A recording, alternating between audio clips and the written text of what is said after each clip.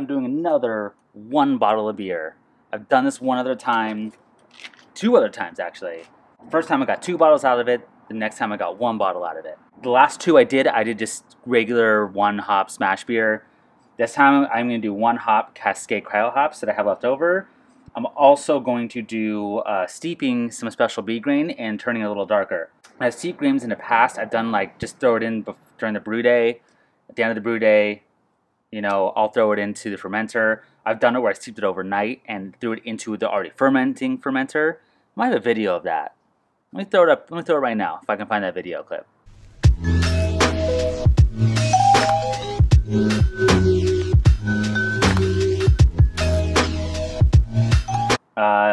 But this one I'm just going to steep for like 2-3 hours, and then I'll just throw the cold steeping into the right at the end of the boil. Yeah, let's get started.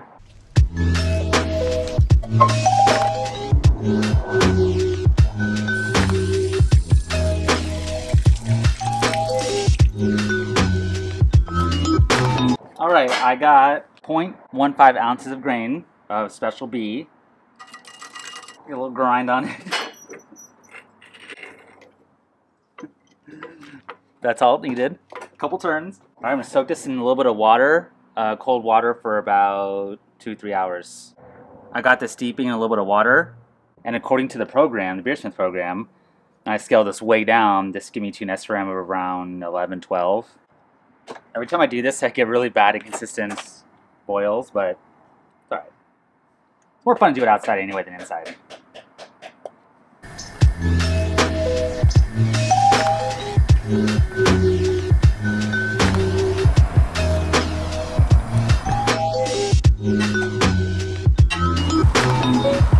Both times I've done this, it's been really, really windy. So thankfully today, I'm actually getting a pretty consistent boil out here. Just tapping open and close a little valve here in my propane tank. I realized in hindsight I probably should have put the steep grains into this cheesecloth. But this looks pretty good. I mean, I said I was gonna wait a couple hours, but I might just do it now. I think it's enough color I extracted there. So I'm trying to strain it through this cheesecloth into here. Hopefully it goes well. The IBUs I'm going for are about, I think the program said 60, something like that. 1.5 ounces of Cascade Cryo hops, so they're like a lot stronger alpha acids. We're looking at like 12.8% alpha acids. So let's start the timer for 5 minutes. I only need a little bit. You good with that? That was easy. I was going for a starting gravity of like 1060-ish, 1065. So I'm 2 minutes left in the boil. I'm at 1053, so whatever. By the time it's all done being boiled in the next even 2 minutes, I better be closer to 1055. It's such a small amount here. But that's okay. So it'll be a little hoppier, but probably be closer to like 75 IBUs. But that's all right. It's just 1 bottle of beer anyway. Time's up. Flame out. Ice bath time. All right, got this down to about 70 degrees Fahrenheit. Got a growler here, sanitized. Little funnel. Lovely. Look how fast these are. Man, I could probably whip up like even like 4 bottles of this pretty quickly. DME just to test some more, a little bigger batches. Got 001, and this is just used yesterday, so there's a ton of fresh yeast in there. I only need a little bit. That should be plenty. All right, well there you have it. 1 bottle of beer is ready to go, and in about 10 days I'll bottle it. Last time I did this, I did just half a teaspoon of corn sugar and a little bit of water, heated it up. Do the exact same thing this time. So the goal, of course, is only doing 1 bottle. Did it last time. It was awesome. Try it again, shall we? Got my priming sugar here. Eyeballed the amount of water. Got my sanitized stuff here. Ready to go.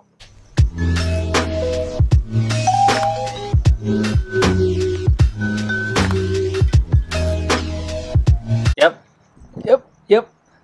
Look at that. I did it. Did it again. Lovely. 1 bottle.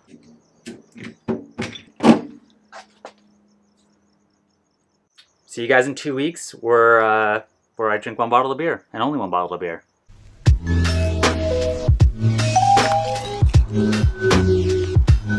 Well, obviously, this would be great if it was carbonated. Give it to me. Sounds like it is. Yeah, it's carbonated. Well, there she is. The one and only. In slightly dirty glassware, too. So, let's go for it. Smells kind of lemony.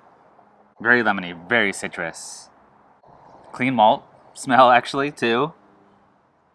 Not getting any off flavors or off smells. Ooh, that's lovely. One of the better hop beer beers I've made in a while, actually. It's balanced. Nice bitterness to it. Really nice, this lemony, but with a little well-rounded hoppiness. I would never say this is extract. Or dry malt extract, to be exact. I think the malt extract, the issue you're getting into is if it's the shelf life on it. It can deteriorate. So if you have old extract, you're going to have that weird homebrew twangy thing for sure. Probably a little oxidized or off.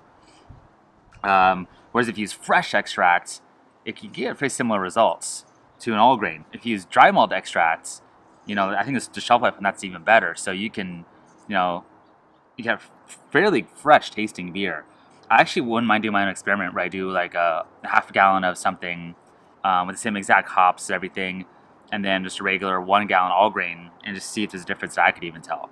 But yeah, this is really, really refreshing, really nice. Yeah, I'd say maybe has a slight phenol thing going on there at the end, but really enjoyable. I love this recipe. I would totally scale this up for a bigger batch.